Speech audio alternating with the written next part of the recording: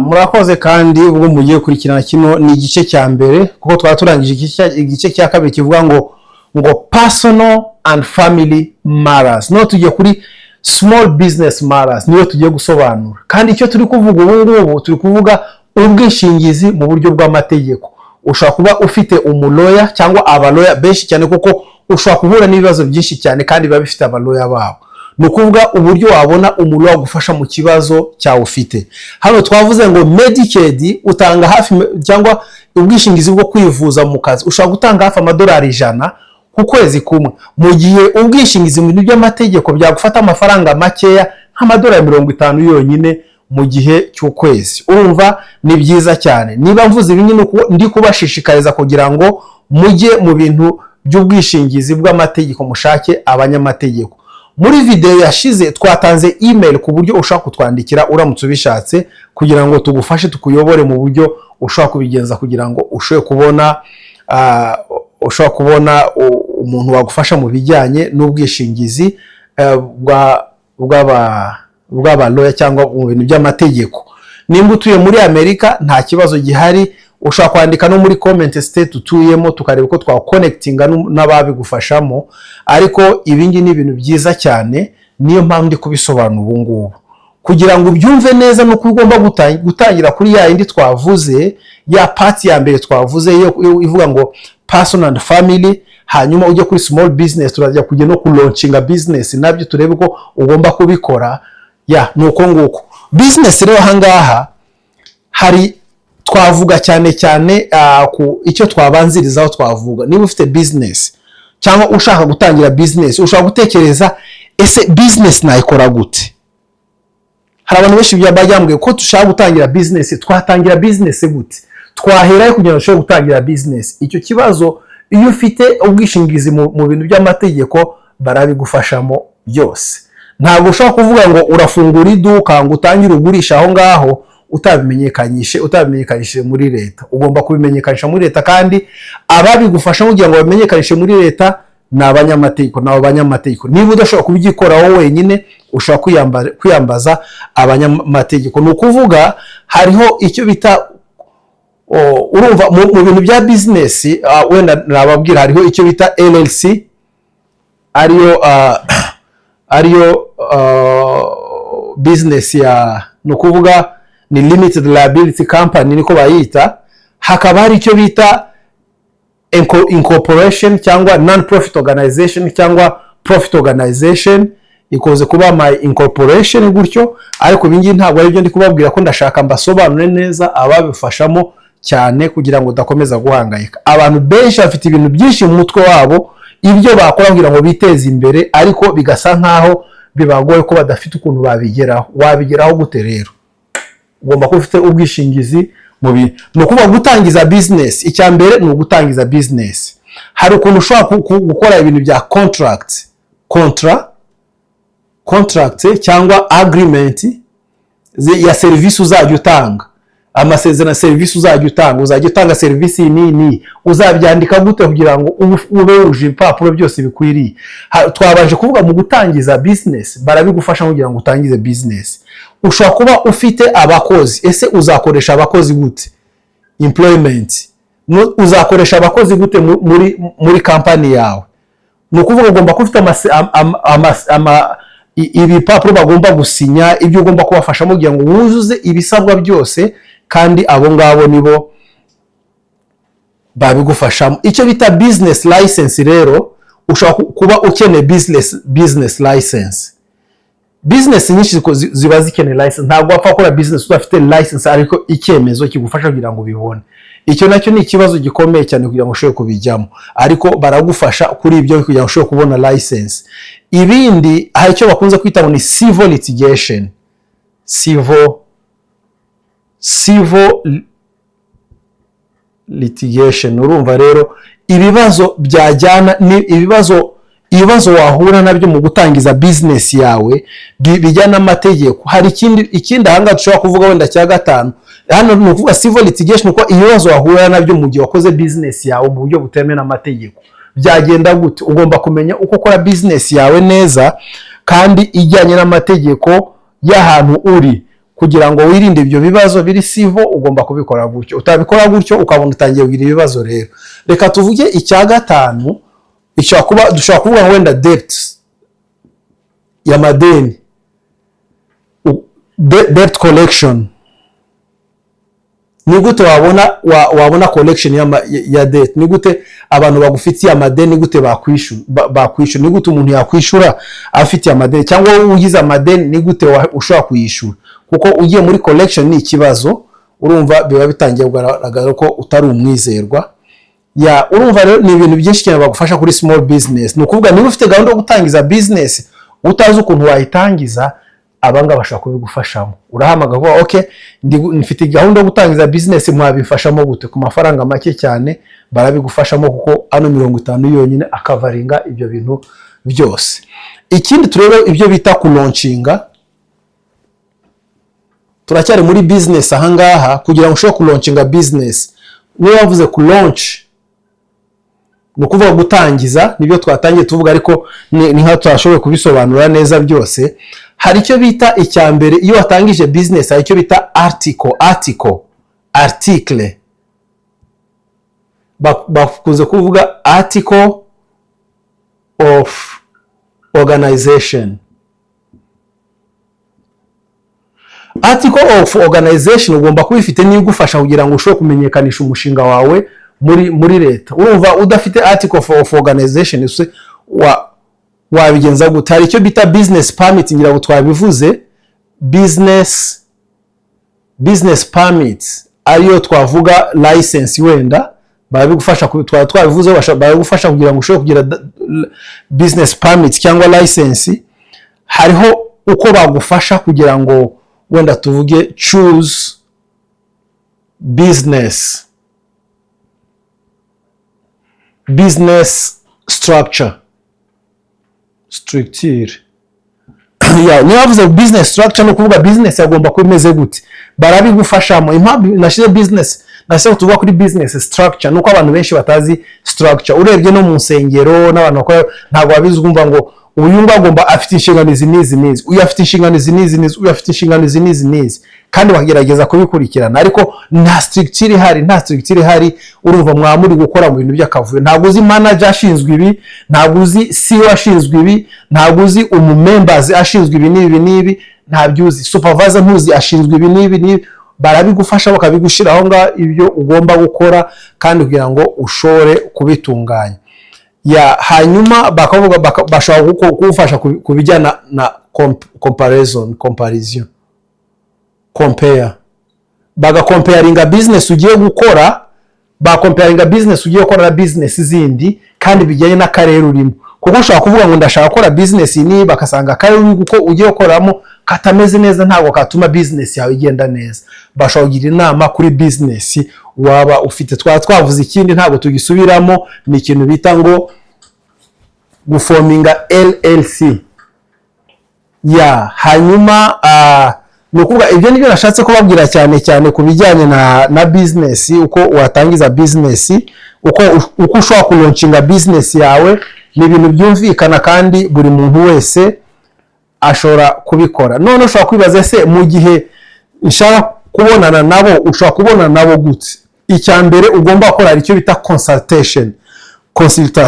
Ni ukuvuga consultation bagomba kubanza kukubona. Iyo ugiye kumulaba babwiye okay, ntabwo tugiye gufata ikibazo cyawe, ubanze udusobanurire ikibazo uko kimeze. Nuko icya mbere bo bashobora gufata consultation over the phone. Nuko bashobora kumva ikibazo cyawe mbere ya byose, bakumva ikibazo cyawe kuri telefone. Bagakora icyo bita legal research. Ni ukuvuga bashobora gukora phone, reka byandike cyangwa kugira ngo mubyumve, bashobora gukora phone consultation. Ngira ngo murabyumva neza. Phone consultation ni uko akunda bavuze no kubaza ibibazo. Bashobora gukora icyo bita legal research, bakareba ikibazo cyawe nako business ugiye gukora ihuye gute n'amategeko, ni gute yagongana n'amategeko y'ahantu uri. Urumva baragufasha kugira ngo bagusobanurire ibijyana n'amategeko y'ibyo ngibyo ugiye gutangira, kugira ngo utagira ikibazo. Ushobora gukora na office visit, ushobora kuvuga ngo okay, noneho bano bantu ndashaka kubona nabo amaso ku maso, atari over the phone. Okay, ndabona amaso ku maso kugira ngo basobanure iki kintu kimeze gute. Ushobora kubikora gutyo. Ikindi ushobora kubasaba ibarwa. Ushobora kubasaba ibarwa kuvuga ngo mu mibarwa igaragaza uko business yanjye igomba kugenda. Mu mibarwa igaragaza uko business ngomba kuyikora kugira ngo ngende mbireba mbikurikiraneho. Wagira ikibazo ukavuga ndashaka business yo kujya ibarwa, wenda ugasaba ibarwa kuvuga ndashaka ibarwa yo kujyana muri siri yanjye kugira ngo bemere ikibazo cyangwa uko kimeze. Ni gute nabigenza? Ibi ngi ni consultation services turi kuvuga ahangaha. Ibyo bintu abanyamategeko babigufashamo. Ngira ngo ni byiza ko mubikurikirana kandi mubyumva neza, kuko bino bintu n'ukuri bifite umumaro mwinshi cyane. Hari ikindi bashobora gukora kubijyana affidavit of support. Bashobora gukora affidavit, no kuvuga kukwandikira ibarwa igaragaza impamvu ugomba gufungura iyo business. Kubera ugomba gufungura iyo business, bashobora kwandikira iyo barwa. Ibyo twavuze, ikindi twavuze family and domestic. Tuvuge ikindi cya family, niba umwanya ukiduhaye tugifite umwanya. Family, turavuga kuri family and domestic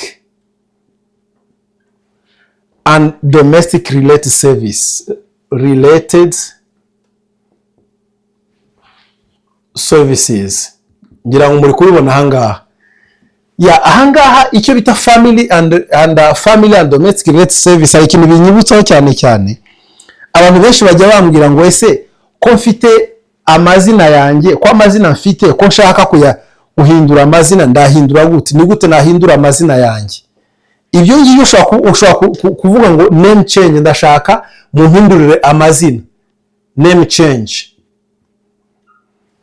Ushaka guhindura amazina yawe. Ubundi mu mategeko y'intangaha, kugira ngo ushobore guhindura izina, umwanya mwiza ukunze kuba mu bintu byo guhindura izina ni igihe wabonye ubwenegihugu.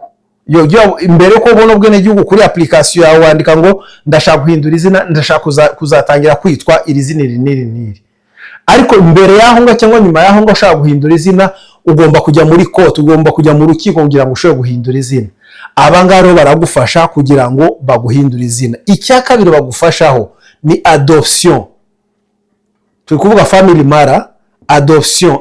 Adoption ni kwa kundi ushaka kuadopta umwana, urabona umwana ushaka kumufata kugira ngo abe umwana wawe, nta kibazo baragufasha kubijyana na adoption. Ni ikibazo gikomeye cyane ko abantu benshi bajya bikora mu buryo butameze neza, ariko ubu ni bwo buryo bumeze neza cyane bwo kureba uno muntu kugira ngo ashobore gufasha abantu kuri ibyo bibazo, cyane ibibazo bijyana adoption. Ngira ngo hani byiza cyane. Icya gatatu bashobora gufasha ku kijyanye icyo bita ngo ni guardianship. Guardianship rero yo urumva guardianship. Icyo bisobanura guardianship ni iki? Nuko ushaka kuba ufite umwana, ushaka kubona umwana ukavuga ngo n'umwana ndashaka kumurera cyangwa ndashaka kumubera guardian, kuvuga ube nka representative we, ube nk'umuntu umuhagarariye, ube nk'umuntu ushobora kumufasha mu bintu byose, haba amategeko, haba ku ishuri, ugahagarara aho ngaho nk'umuntu uri guardian we cyangwa umuhagarariye. Mbese guardianship bashobora gufasha kuri guardianship ya nani, bashobora gufasha kuri guardianship y'umwana. Icyaka ndeka tugishyira ahangaha, tugiye gushyira icyaka nahanga niba cyakuye, baravuga ngo bigomba kuba juvenile mara. Juvenile mara cyangwa juvenile mara, uko ikibazo juvenile mara bisobanuye cyane ni igihe abana bagize ikibazo. Urabona umwana muto ntabwo bajya bamufunga iyo ari muto cyane, cyangwa aho kugira ngo bamufunge bamujyana mu kigo cy'abana kugira ngo bamurerere mwaho ngaho. Ndashaka kuvuga cyane ibibazo bikunze kuba n'ibibazo byo ku ishuri. Iyo umwana akoze ikibazo ku ishuri, iyo ari ikibazo kijyana n'amategeko, ari ukuntu bamufunga, so kumufunga ariko bamushyira ahantu hamwe kugira ngo bamufashe bamugorore aho ngaho, ajya muri juvenile court niko babyita gutyo. None igihe umwana yagize ikibazo gutyo, mwibuke ko aya ngaya buno bwishingizi n'ubwishingizi bw'amategeko bw'umuryango wose. niba utanze 50 gutyo bizaba iby'umuryango wose. Ni ukuvuga n'umwana warimo n'umugore wawe warimo, abana bawe bose bari covered nino, barafashwa nino program.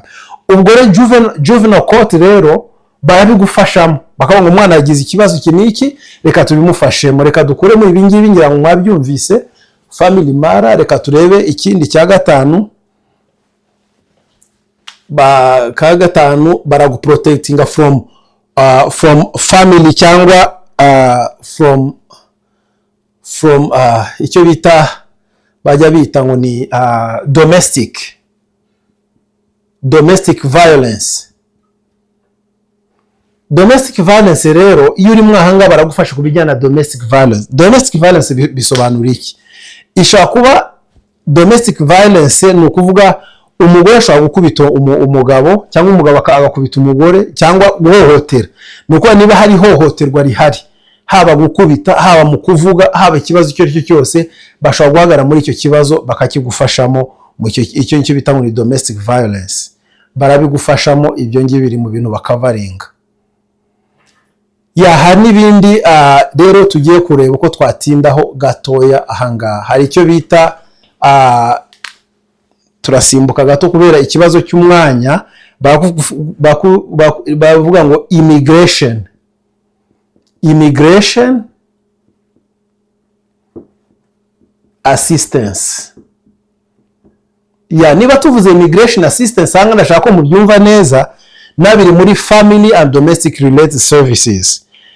Niba bavuze immigration service, abantu tumaze iminsi turi kuvuga ibintu byo kudeportinga abantu. Niba tuvuze ku bintu byo kudeportinga abantu, ugomba kureba ikibazo gihari cyatuma uba deported ni icyaheye. Ikibazo abantu binje mu gihugu badafite ibyangombwa, abo ngabo bafite risk ikomeye cyane.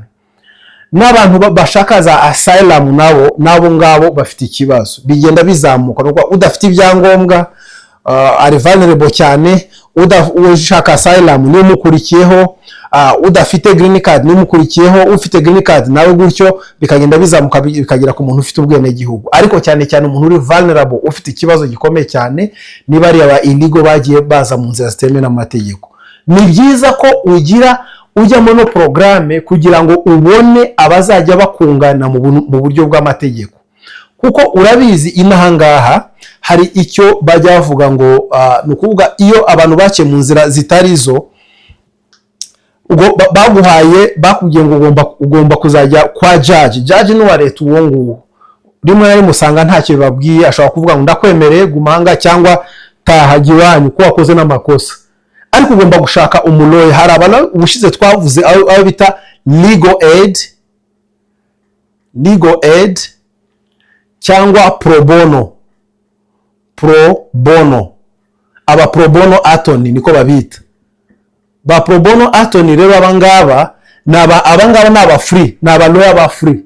Ariko icyo nakubiga ko utanze case ya muri legal aid bishobora gufata hafi imyaka n'imyaka ntibakemure n'ikibazo cyawe, bakagitwara gahoro kugira ngo uzagere ku muloya, biba bigoye cyane. Pro bono rero abango ba pro bono attorney nabo kubabona ntabwo ari ibintu byoroshye.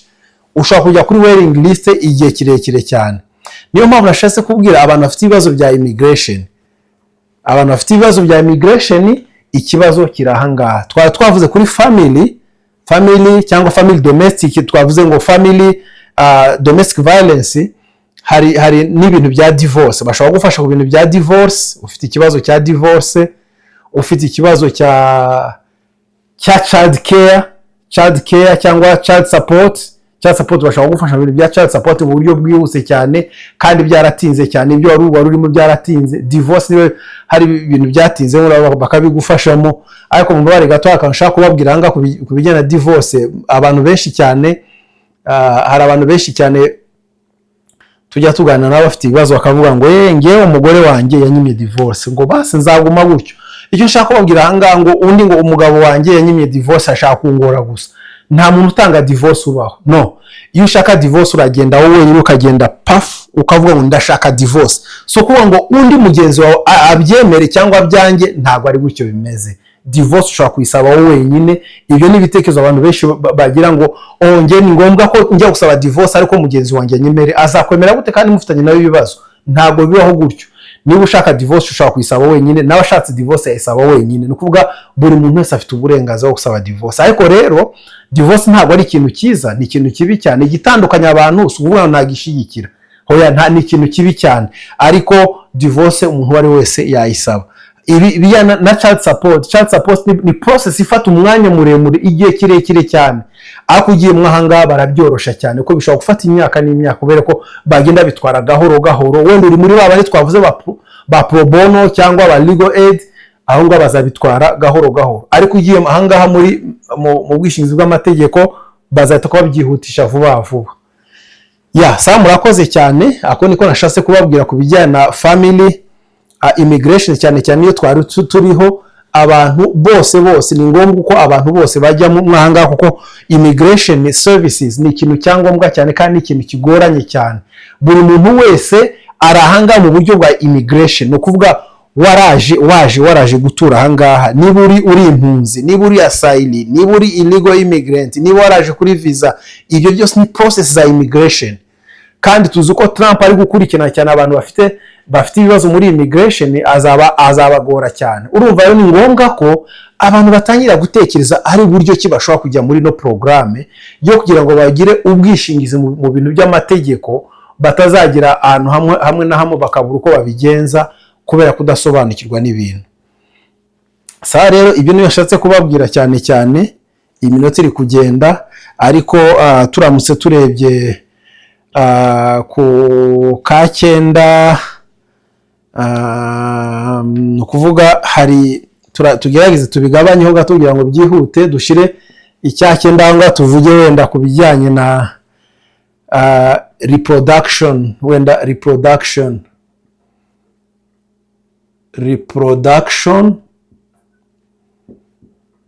assistance. Reproduction assistance, niba bavuze reproduction assistance ahanga, niba bavuze ko bashobora gufasha ku bijyanye na reproduction assistance, ntabwo ari abaganga. Niba bavuze reproduction assistance ni ukuvuga gufasha umuntu ku bijyanye no kubyara, abantu batabyara, ibintu nk'ibyo ngibyo. Assistance ya reproduction assistance ukuvuga ngo bagufashe kugira ngo bakuvura, ako bashobora kugufasha kugira inama uburyo wabigenza, kuko ahangaha ahanini hari abantu benshi cyane muri igihugu bashobora kuba barahagaritswe kubyara kubera abantu babamereye nabi, mbese abazungu bakora ibintu bitari byo. Hari za kesi nyinshi cyane tuzi abantu bajya kwa muganga kugira ngo babavure neza, bakabahagarika kubyara, ibintu nk'ibyo ngibyo. Urumva ahangaha nana amakesi bashobora gukurikirana cyane cyane aho ngaho. Ikindi nicyo bita civil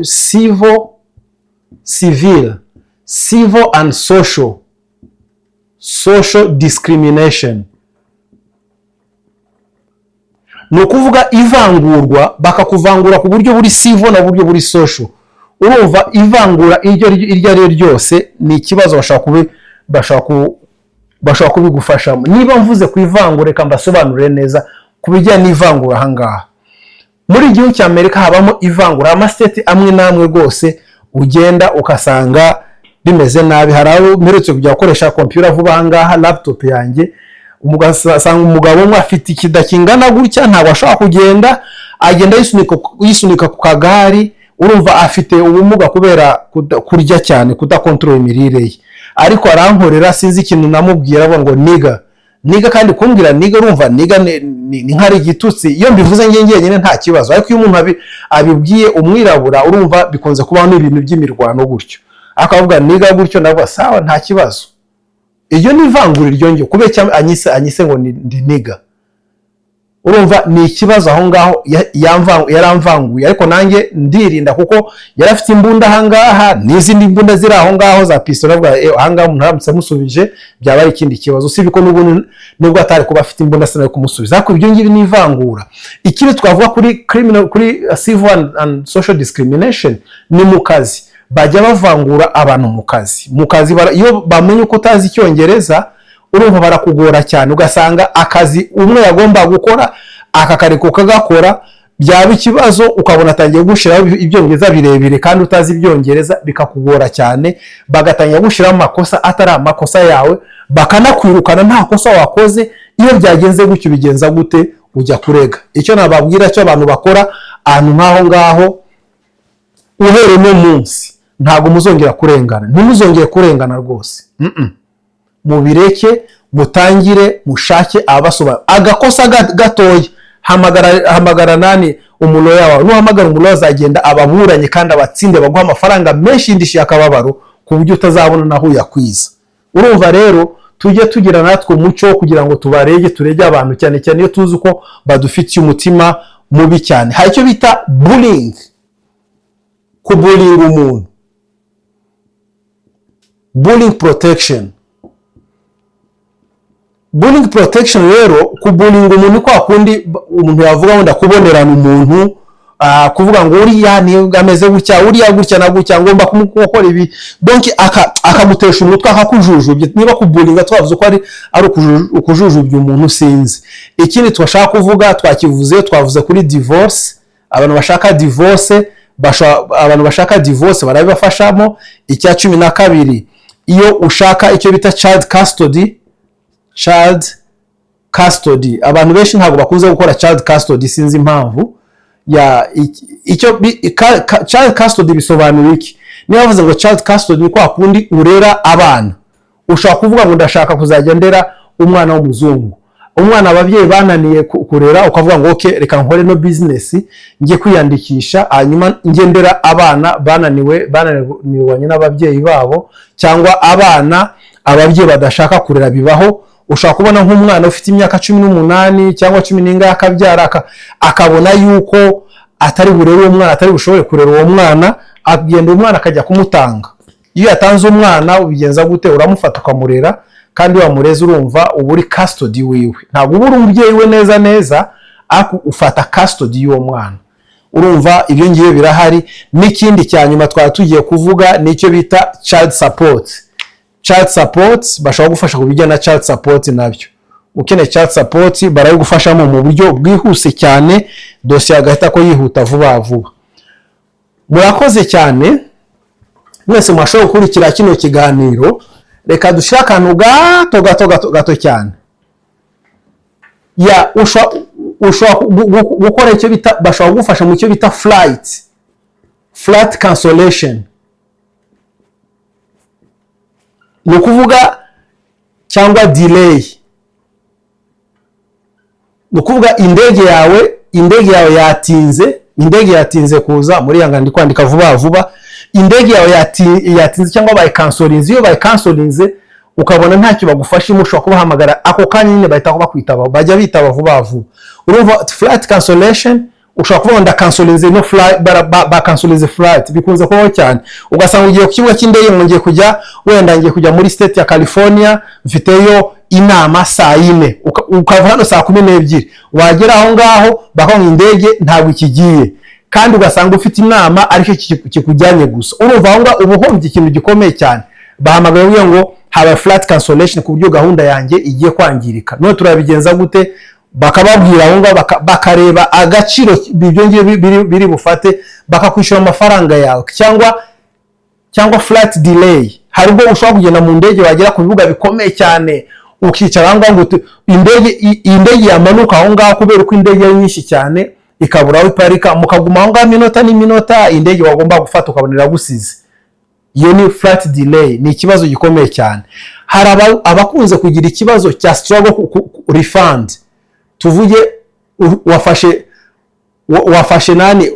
refund y'amafaranga wenda ku ndege, wenda bagomba kugarura amafaranga yawe bigatinda kuyakugarurira. Iyo batinze kuyakugarura ujya ahangaha. Ikindi, hari ukuntu abantu batakaza n'imizigo yabo. Ushobora kuva wenda nk'i Kigali cyangwa Bujumbura cyangwa muri Kenya, hano hose wagenda ugasanga igikapo cya kiratakaye, kandi igikapo cya kirimo ibintu byinshi cyangwa ese harimo ibiki gutyo. Usanga abantu benshi batakaje ibintu byabo aho ngaho. Icyo ukora ni iki?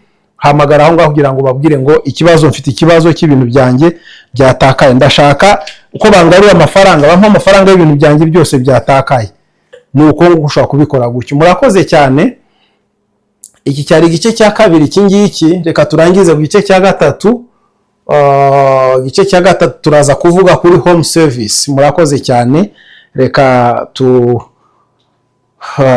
twihagarikiye video ahangaha. Niba ufite ikibazo ushaka kubaza, nta kibazo.